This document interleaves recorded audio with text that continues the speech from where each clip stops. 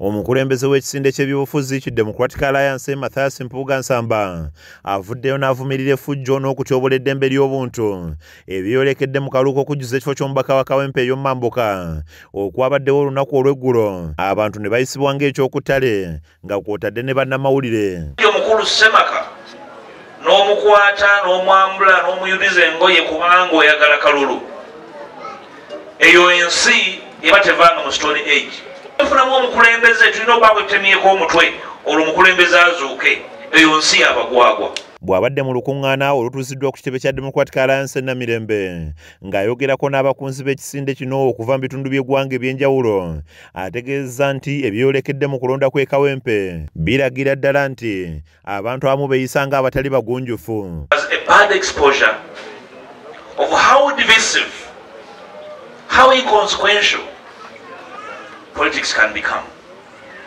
and I hope we're able to pick eternal lessons.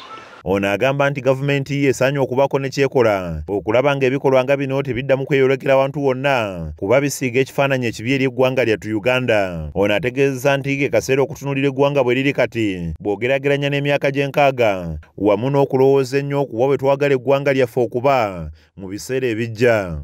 Nti balina ebirooto okuzimba eggwanga erimu obwenkanya, balina ebirooto okuzimbira abaana n'abazzukulu eggwanga erikuze, eggwanga eddamu era abaana n'abazzukulu naye babaguza kapa mu kutya. Our forebearers were short-changed. The dreams at independence were short-changed. Bw'otegeera nti kitaawo jjajjawo baamulimba ate gwe omuzzukulu otambulira mu buki bulimba. Mpuuga ategeezezza nti mu ssabbiiti eziddako bagenda kutandika okutalaaga ebitundu by'eggwanga eby'enjawulo nga bwe babunyisa enjiri yaabwe. Bw'atyo n'akubiriza bannakisinde kya Democratic Alliance okuperereza abalala babeegatteko. We need everybody to be part of this agenda. As DA, we speak to whoever matters. And I want to ask of you, go and speak to everyone. In the coming weeks, we are coming to your areas. We shall come to Teso next month. We'll go to Bunyoro, go to Karamokja.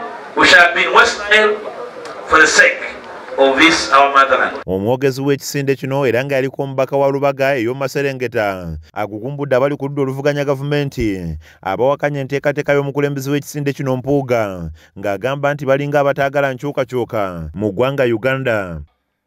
Parliamentary Elections Act lyeteeka erironda abaka ba parliament. Kati Museveni obutonotono bwe yatuwa abantu bw'oyogera nti etteeka erimulondo okusobola omujjako tulitereezeemu beekweka kubanga eribalonda bo bamanyi nti basobola abantu ewa Museveni babasongerayo olw'okuba bamanyi muli mu kizikiza tugenda kumujjako. Etteeka erimujjako tebaagala litereezebwe kaakati nga mwe mulowooza nti be muwagira ku bubaka bwa paalamenti mubawagira kujjako Museveni. Paul Kakande yakusakidde emboozi eno ku KSTV Agaleero.